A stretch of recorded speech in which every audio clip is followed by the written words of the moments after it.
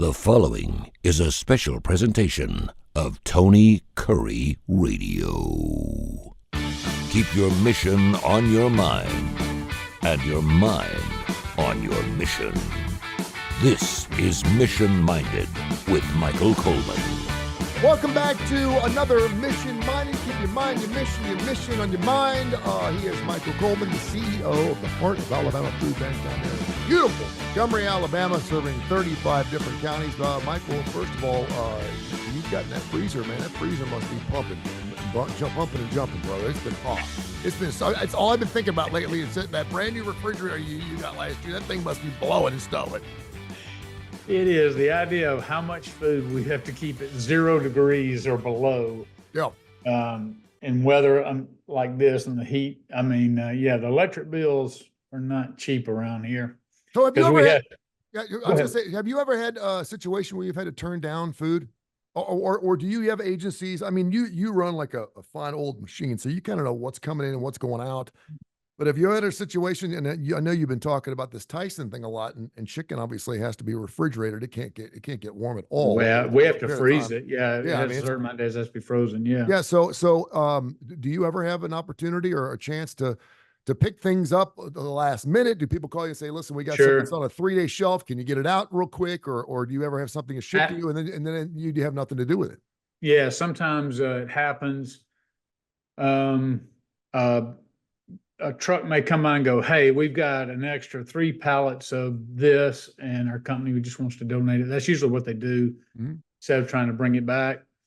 But sometimes we'll get a whole truckload, and that's really why we built that large freezer, because when you don't have enough room to move stuff in and out, lots of times, even if you get stuff at a great price or you have a large donation, you can't accept it because there's just not enough room. And so, I mean, yeah, we ultimately ended up spending $1.8 million on that freezer, that building, to bring in 8,000 square feet of capacity, but well worth it because we have capacity like nobody else in the state of Alabama in terms to be able to do those kind of things. And it gives us lots of flexibility, especially like we talked about with getting these donations from Tyson, picking up truckloads, even though we're having to take them and have them processed. At another location. Sometimes we've had as many of these loads as 8 truckloads of frozen chicken that were waiting to be either distributed to other food banks or distributed out to our agencies. We never could have handled that, and thus would have lost that donation. Wow.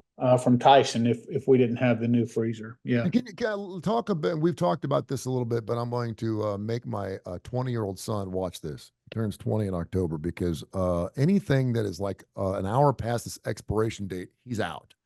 And I'm like, and I have to mark down on the refrigerator, like if I make a roast on Monday, he won't eat anything over 4 days. And my mom's always come from she always said, smell it. If it smells good, it's still good. If it doesn't smell good, and you can tell, I mean, just take a whiff, and you can, if it just smells a little off, don't eat it. But if it still smells good, it more than likely 99% of the time it's still good. But like I have a gallon of milk in the fridge because I have to buy so much milk because him and his daughter or his sister, my daughter, drinks so much milk. And it was the 23rd, and on the milk it said the 22nd, and he wouldn't drink it. And I'm like, dude, that is just the sell-by date. It has nothing to do with when it expires. And again, open it up, take a smell of it. If you don't want to drink it, don't drink it. But many years ago, people, and I don't know if the date was actually different. I don't know if it was a best if used by, but that's what it is today. The only thing we don't have any leeway whatsoever with past dates is with baby food or baby formula. It is, if you don't move it out by that date, it goes in the garbage. It absolutely cannot. So USDA governs all of that product. And so what you're saying is very true. Like, and my wife is the same way. Once it gets past the date, she thinks, but every product that you get in the store, those are not expiration dates. Food does not expire like that. If you have a dry food, lots of times on bread or chips or things like that, if you've had it too long, what begins to happen is it begins to get a little stale. And so you can tell it doesn't have quite as much freshness as before, but it's But you can still eat it. perfectly safe to eat. Yeah, yeah. Now, the USDA says as long as you get meat frozen before the expiration date or the sell, I mean, I just did it myself, before the best if used by date or sell by date, then it can stay frozen indefinitely as long as it doesn't have an occasion to thaw out and then refreeze. You can't do that. There's all sorts of safety. Which means you could have it for years. And I remember my mom and dad going down to our freezer. You know, we used to have one of those big freezers, and we'd go through the freezer like once every 3 years. And there'd be deer meat from 1984. There'd be hamburgers, hot dogs, things like my mom. And it's still, you can still eat it. It may not taste very good. It may be, right. You may have so that's usually that's right. That's usually what begins to happen is it's like, if we have meat that's frozen and we pull that meat out, we're looking for, is there any kind of frost on that meat in terms of, has it penetrated the packaging? So is the meat discolored because of anything like that, where to look funny? It rarely has a bad smell or anything coming out of the freezer, but it might have a discolored appearance or a wrapper's torn where the meat itself has been exposed to the cold. We dispose of all of that. My general rule is I've said I would never give out anything that I would also not give to my own mother. Yeah. But it's very difficult for people to overcome the idea, because I will tell you, in our college pantry program, we give out a lot of, they typically want the cookies and the chips and just the snack kind of stuff. And we are concerned less about nutrition when it comes to college age kids, because they're just wanting something on their stomach, and they're not going to eat a bunch of fresh vegetables and things like that.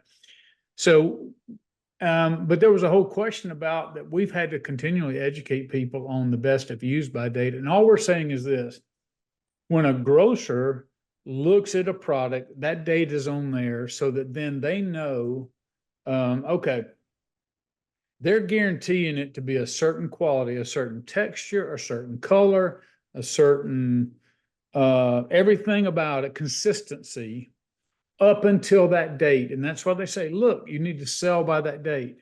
But the day after the food does not expire, go bad.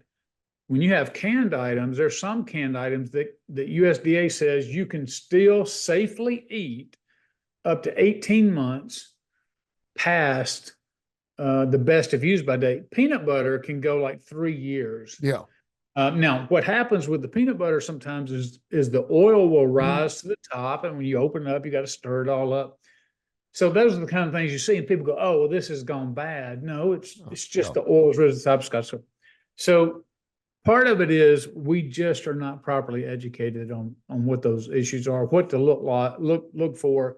Some things are obvious.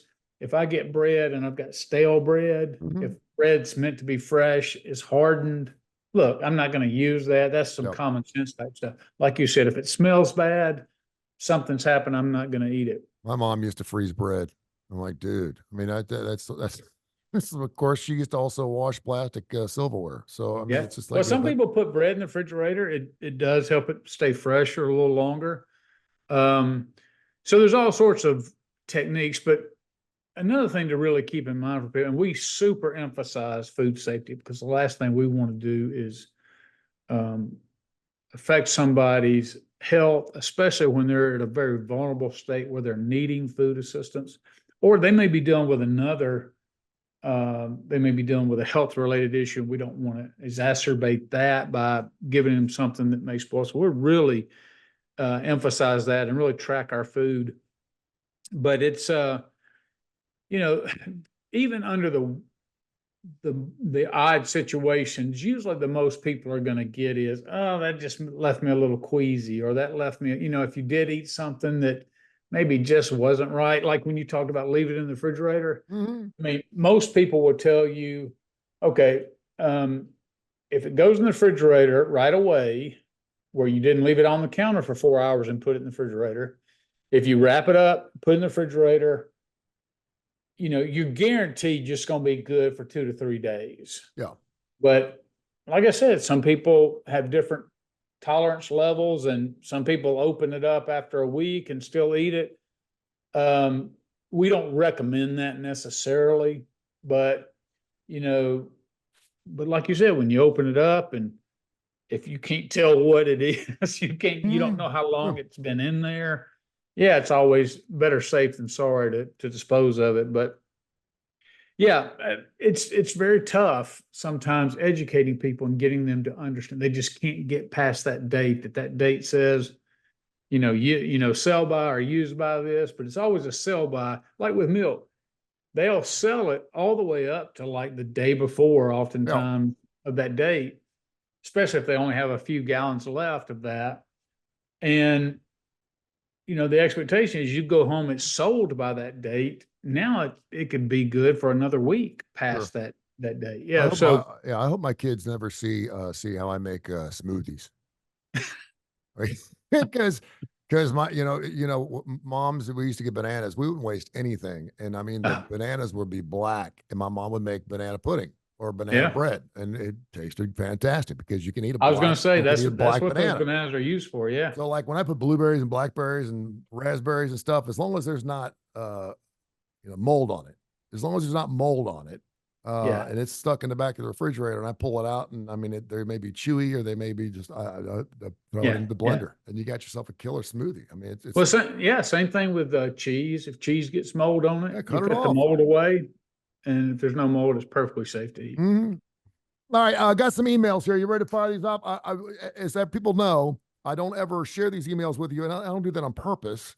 But sometimes I'll go back. We haven't done emails in several months, so we got some really good ones. And this is a business show, so there's a lot of business questions here. And some of these questions may be really outside your realm of expertise, but it certainly would be fun to talk about and something we could talk about as well.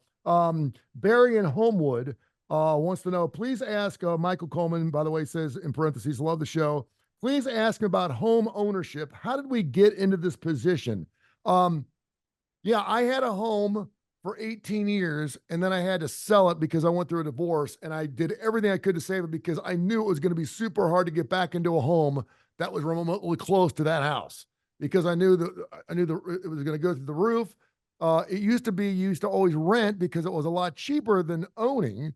And now it's more expensive to rent than it is to own. And so not only are you not getting the house you want, but now you're renting and paying even higher rent, so you can't save for that house down the road. What do you foresee based on what you've seen in your experiences? I know that the interest rate needs to come down, but I mean, it just seems like, a $420,000 house is nothing to look at anymore. It's kind of like, I can't afford a $420,000 house right now, not particularly at the interest rate we got. But what's going on with, and how do we get to this point? How do we get to the point where we have so many people that are not only living on the streets? San Francisco is unbelievable. Right. But also having so many people making six figures that can't afford a home. Well, so there's all sorts of factors depending on what part of the country. And I certainly am not a real estate expert. Part of this is just my own personal experience and talking with others, and just seeing some national trends. You go out to San Francisco, it's been that way for decades, but a lot of that has to do with the fact that everything they have is bought up by people who can afford it, because you have, the valley there with all the big tech players. And so there's so much money there. And so it's one of those things to where demand can't keep up with supply. So prices, I mean, that's kind of market forces. Mm-hmm.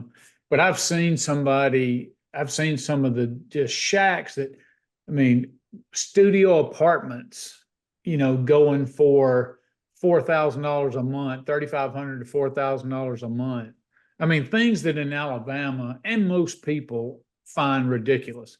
Yeah. Now, having spent a few years in Birmingham and kind of know the layout there a little bit, I know the same kind of, I think, dynamic happens in Homewood and Vestavia and some of the nicer neighborhoods out there. We were looking at homes and we were in Homewood at one time. My wife and I looked at a home, and it wasn't that it wasn't a nice home, but you could just tell it was a home that had a lot of age on it. you know, it was probably built in the 60s or 70s. It was not that big, but it went for $400,000 to $500,000.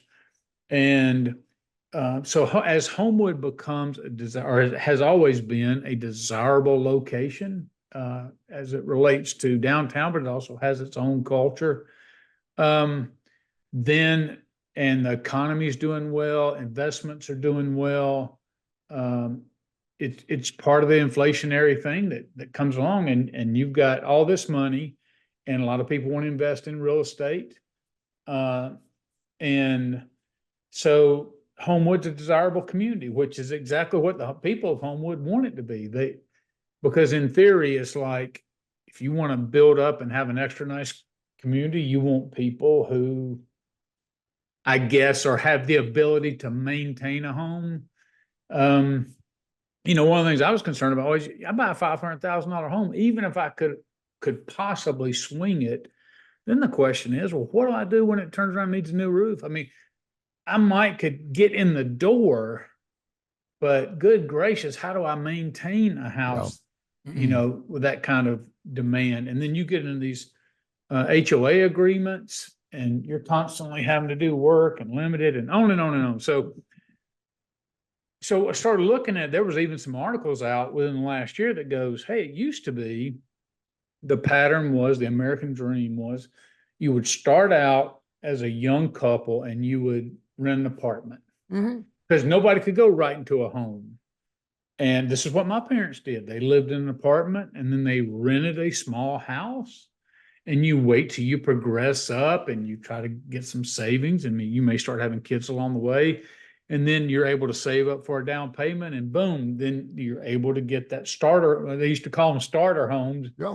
But I've seen starter, you can't get, where are the starter homes in Homewood and stuff like that? They don't exist because everything's so expensive. But that used to be how it worked. And then as you progressed in life, in terms of your career or your capacity to make money, or as your disposable income became greater, as your kids leave the home and you're kind of done footing their college, which you're going through right now, and some of the other bills, then you could get the lake home, and you could invest in your dream home or whatever. That was just kind of, if you will, the way I envision the American dream and traditional, how it kind of worked. Yeah. And all of that's been thrown off. I have a friend, a director who works here, and she makes pretty good money, but she talks about how, you know, even renting a house now is as much as somebody's mortgage. And so I hear a lot of people, especially if they've had issues in the past where they don't feel like they have the credit to get a house, they say, oh, they can come out better renting. The rental industry is through the roof. And again, it's because there's not enough housing out there. So the demand is really high. So you end up paying mortgage rates for houses that, you know, that a few years ago, 10 years ago, maybe would be 30, 40% less than what it is right now. And then you know, market forces drive that. What concerns me, especially working in a nonprofit realm, especially working with a lot of people, when you deal with homelessness, and there's all sorts of issues affecting homeless people, but there are legitimate housing crises in different parts of the country, to where if I just go to work and I'm making in Alabama a living wage, let's say I'm making $15 an hour. Yeah, I mean, there's not tons of money left over, but you would think I'd be able to live on that. But you're typically going to be stuck. Even if I can get a job making $15 an hour, I'm going to be living somewhere in a less desirable neighborhood. Yep. Typically, there's going to be more crime. There's going to be landlords who are not responsive to the needs of the repairs of the home or to the safety of the neighbor, all those kind of things. And so, you know, my heart goes out to a lot of people starting out in life, because there's all sorts of these barriers. And now, me and you, we're 58. We're later on in life. You know, we're on the back nine, or maybe I should say the back No, I six. thought, yeah, we're tipping them off the back 9. We're on number 10. We got plenty of Yeah, time yeah. left, but yeah, we're on the back Is that 10. 10? Is that what you're calling it? We're on Number number 10? 10. Yeah, we're on number I kind 10. of feel like on most days I'm around 13. Yeah, I'm number 10. Let me tell you something. And listen, I had to sell my house, and then again, I went through a divorce, and I was like, please, and I tried to. The problem with my house is I had my ex on the title. If she went on the title, I would have been able to stay in it. And I knew that if I got out, it was going to be difficult. And yeah, because I went through a messy divorce, my credit was in the toilet. I got to the point, Mike, where I was just like, this last place that I'm in right now, the rent came up, paying $2,000 a month. My mortgage was $1,250. For a place was a lot nicer than the place I'm living in. But I was in it for 17, 18 years, and I was just blessed to find a place to live. I got 3 Right. kids, and I'm thinking to myself, if I was single, I probably would have called you and asked you if I could live in your basement and give you $1,000 a month to stay with you. I mean, I had friends No, I saying, wouldn't "Listen, let for you do 1,000." that for 1,000. I'd Well, have charged you. I'd have gouged you, man. I mean, I had friends of mine saying, "Listen, man, for $500-600, you can come over here and use everything you want." And Yeah. if that's what it is, but I said, I Well, got 3 kids, think about this, Tony.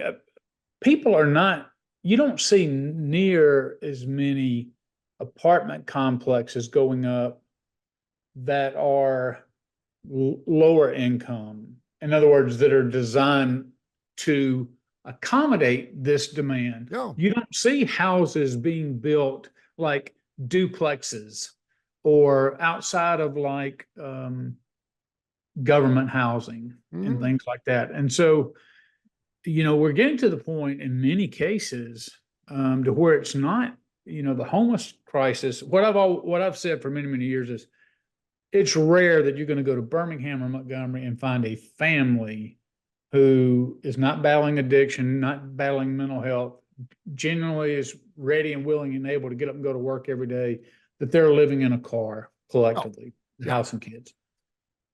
But we're getting to that point, and that's probably what the emailer was suggesting was, hey, it's, where do we go from here? If somebody's not investing in that lower income, because then it just becomes the older, lower income neighborhoods is the only thing you can, and that's where the higher crime is. And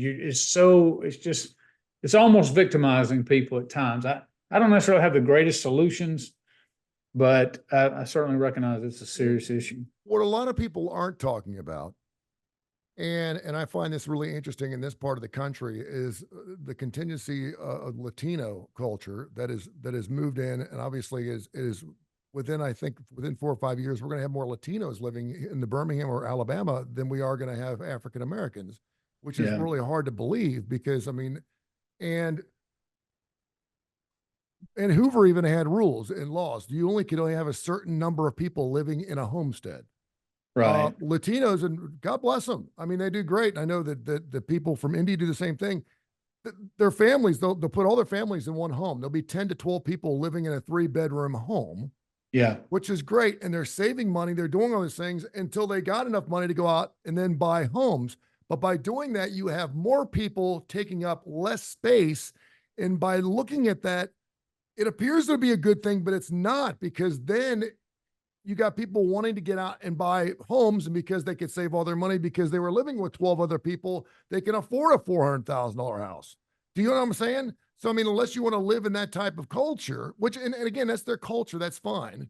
Sure. But I mean, seriously, you drive through, and I've got Latino friends of mine. My 2 boys are Latino. And I'm like, how the hell you guys keep buying up all these places and turn them into restaurants? I mean, there's more Mexican restaurants. He's like, because we live together and we save our money and we work hard. And I'm like, and the family works.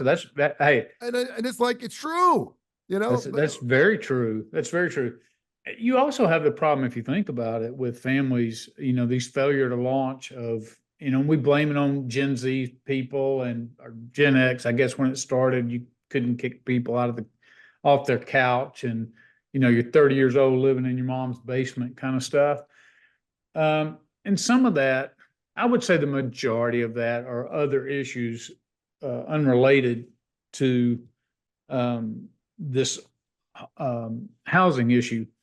But there are legitimately people who are out there who go to work every day, who come back and still live at home, either because they're trying to save money, or maybe they're living at home and they're just going to end up taking over that home when their parents, if they have older parents or grandparents. I mean, there's just a lot of, it's so many unique circumstances, so many variables, I should say.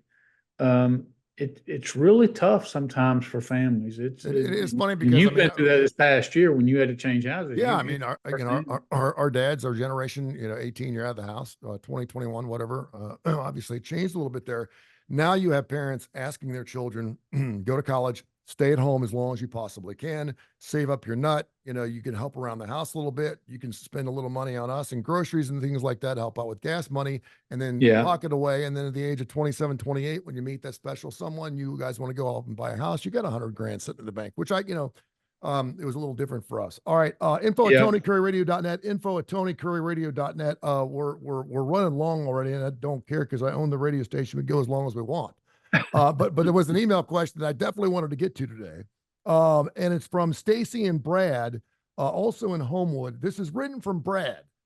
And Brad says Stacy doesn't know he's writing this email. Okay. Says that we started a photography business about 10 years ago. And we worked together. We lived together. Obviously, we're married, and the business was going very, very well. And then we hit COVID, and COVID was like, okay, what's the big deal? We already worked together. We're working out of our home. Everything's good. And then he said something happened during COVID where we just weren't gelling. And again, this is a 3-page email. We weren't really gelling. We weren't really working together as we normally would. And it just didn't seem like we weren't helping each other as much as we possibly could. And then when COVID stopped, he said she had the idea of perhaps maybe one of us going out and getting an office and working apart a little bit. And he's just wondering, did COVID do that for a lot of people? It seemed like, I guess the way I read it is it worked really well when they could decide they wanted to be and live and work together. But then when they were made to live, to work and work together, it got more difficult. Did you see a lot of that during COVID? Yeah, and especially you have to understand with the whole dynamic with husband and wife working together can be difficult. I mean, to me, even under the best circumstances, but some people are just great fits at it. They do very well. They each bring strengths to the table. I'm sure that's what this is. But then COVID had an effect on all sorts of different industries in different ways. And then, like you said, being forced to do business. Well, my wife and I, we had a boutique. We have since sold it. But we had a boutique, and then we were at home a lot and trying to do that from home and trying to navigate that. And we were about to lose our minds at each other and at the business. Incredibly difficult. I wonder the questions that I would ask, it'd be impossible for me to know if getting a separate office would be beneficial for them as a couple. You don't really understand just from an email what their true issues are. Mm-hmm. It could be that it's had trouble starting the business back up again, and that frustrating. That can be frustrating. I think I would only operate outside and take on the cost of another office, me personally, if I felt like it was necessary for the business. Okay. And not necessary for the relationship. I don't know how if they can go out and afford an office and they can make good use of it and they think that also helps the relationship. Yeah, absolutely. But he was wondering, is that common? I said, yes, absolutely. Because when husband and wife, two people are living together and then you're with each other all the time and you don't get separation, even if you're running a business together, mm-hmm. You typically have different responsibilities. Somebody's in charge of marketing the business. They're out meeting with customers and all that. And you have somebody that's doing the technical piece, developing the pictures, answering emails, all that kind of stuff. So you're really not there all the time. But when you had to do that under COVID, you are right there where little things like you can hear them chew their lunch and you want to stick a fork in their neck kind of stuff over that. Those kind of things start to take place. I don't know how well the business is doing now. If the business was not doing as well, and so you still kind of feel yourself stuck, I really would look out and investigate some of the things that other people have done with the photography business. One in particular that just came to mind because she's one of the best in this area, in the Montgomery area. And we're having a photo shoot done for a magazine for the food bank. And they mentioned that she used to do family things or beauty shots and all that. And she really just transitioned into photography for children, for infants, because what she just discovered is that her niche is she takes these beautiful pictures of the children, but then she follows that child as that child grows up. Oh, that's cool. And so she develops an ongoing business. It's not like the old Sears where everybody would go smart. Yeah. for that forefront. Oh, it's very smart. And you think, because people won't spend the money on themselves, but they will spend it on their children and their grandchildren. And I know that because I've got the same picture of all four of my grandchildren at different times sitting in the same tub with the same rubber duck at the studio that did that. And so it's real special that we have all that. So, I would say if he's got the money to do it, and that works for them, hey, knock yourself out. If not, I think I would try to specialize the business and try to create an environment to where one person you could get the separation by the functionality of what you do so that you're not. I would say the first thing to do is call a marriage counselor. That's what I'd say. He may just be asking. They met at work and they've been working together for 8 years and really well. And for something happened during COVID, which was 4 years ago, and you still haven't figured out why you're kind of at each other's throats and things aren't as harmonious as they used to be. There's something wrong. So before you go out and spend $1,000, we just talked about how expensive houses are. Before you go drop $1,000 a month on rent somewhere, and you're sitting there by yourself where you're used to having a warm body around you and beating some ideas off your head, because that's just going to make it even tougher. You got a new expense that you're not dealing with. Well, and I will tell you this, and I'll just leave this. I like to be open and transparent about my own struggles in my own life. My wife and I just celebrated our 40th wedding anniversary, and she started going to a life coach because we were fighting so much and just, we were talking a lot, but not communicating very well. And the life coaches really helped her see both herself and how to best approach me with things that are concerns to her. And it's really helped. Because if you can eliminate that and actually communicate in a way, not communicate in the way you want to, but understanding how the other person best understands the communication, it's really been helpful. And so, I agree. Getting some outside help if the marriage is still struggling, or worst case scenario, one of you gets and takes a different career path, or does something different, and then maybe just helps out in the evenings or on the weekends. Yeah. Dr. Josh, he loves that life coach thing, man. Yeah. Like, wow. He's like, what happened to the psychologist? Now we have life coaches, because you don't need a degree to be a life coach. That's right. You just need to have an opinion for sure. All right. He is Michael Coleman, info at TonyCurryRadio.net, HAFB, if you want to check out and hashtag that. They do wonderful work. Heart of Alabama Food Bank down there in beautiful Montgomery. Final question here from Jody in Nashville. I got to ask a question because we never talk about music on this show. Your show runs at least 5 days a week on a classic rock station. Jody wants to know, what's the last live show that Michael Coleman's ever seen?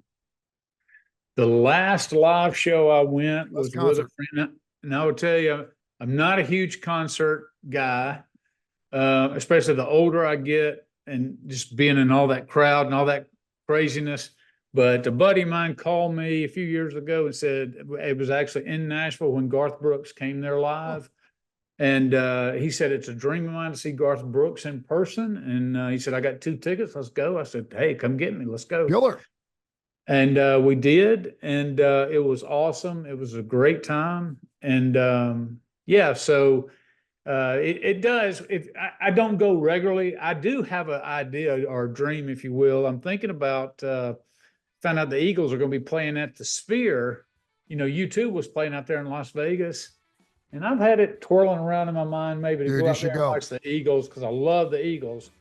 But also see them at the Sphere. That would be kind of a neat trip. I've had a couple friends of mine that seen shows out there, and it's the most amazing thing. He said it doesn't matter who's playing out there, just to be in the Sphere is unbelievable. To see the Eagles play that would be just amazing. Yeah, Really, yeah, really I agree. amazing. Great stuff. Thank you, my friend. Also, listen up for our other show called Bite by Bite. We do that every single day, or every single week, should I say. It runs every day right after the show as well, right here on the TKR, and of course, wherever you get your favorite podcast. You can check that out. That show specific to the Heart of Alabama Food Bank. We do that show as well right here on the TKR. Have yourself a wonderful week, my friend, and stay cool. You as well, my brother.